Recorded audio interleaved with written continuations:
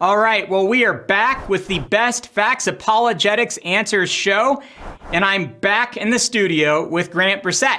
If you missed my last video with Grant, don't miss it. You definitely want to go back and get that video.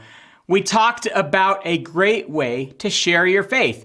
Grant is my former co-host in the God Solution radio show. Now we are together again talking about apologetics on the Best Facts Apologetics Answers show. Well, Grant, I'm so thankful that you're answering some of these questions. We talked in our last video about evangelism, sharing our faith. Now I want to ask you a follow-up question.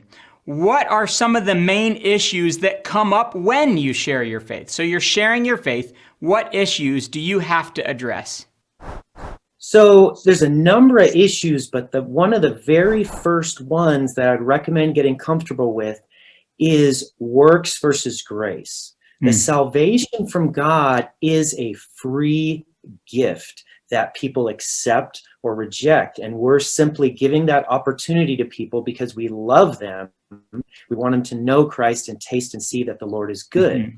But one of the things that I've seen misunderstood a lot with people that maybe grew up in church, that know a little bit about Christianity.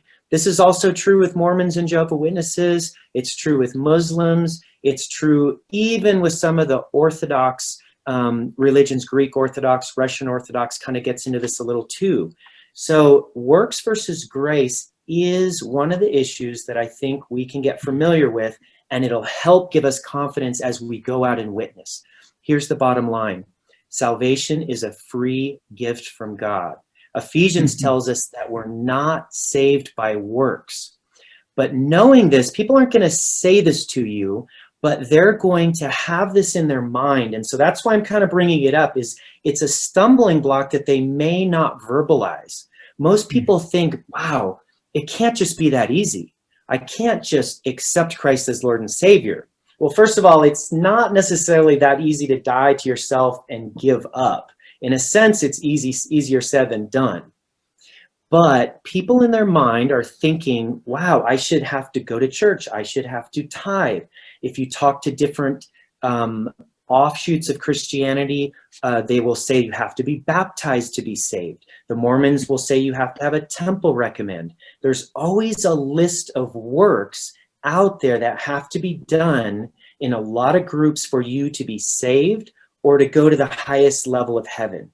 And so that is one of the things that we need to focus on. And I focus on it by literally just asking people, what do you understand the gospel to be?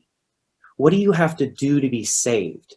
And so as you start asking questions to them about what the gospel is, now you can kind of cash out their understanding and respectfully suggest what the gospel really is. So people will say, well, some of the things you have to do, you got to be a good person, right? Being a good person is just another way of saying you have to do good works, because being a good person gives to the poor, goes to church, maybe tithes, maybe does missionary work, on and on and on. Now, let me stress, those are all great things.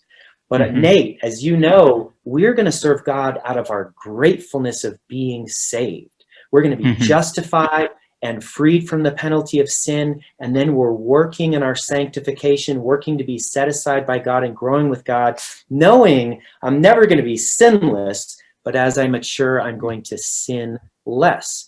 And so we're on this journey. The works that we do not save us. You can never be good enough to get into heaven. And that is one of the biggest misconceptions I see from people. And it's also a very, very freeing thing. I ended up praying the sinner's prayer with a Mormon a while ago, and I ended up saying the same thing that his Christian friend had said. I didn't have a very much opportunity to talk to him, and I just prayed, Lord, what do I say? And that was literally what I shared. Is I said, look, I visited the Mormon church, which I did. I heard you speak, and I thought it was great. But the difference I see in Mormonism is they are working. And there's no amount of works that are enough. Whereas in Christianity, we want to work out of our salvation, out of our appreciation, and our work is a joy to do for the Lord. What do you think, Nate? I couldn't agree more. And for all of you watching, I just want to get this on your radar.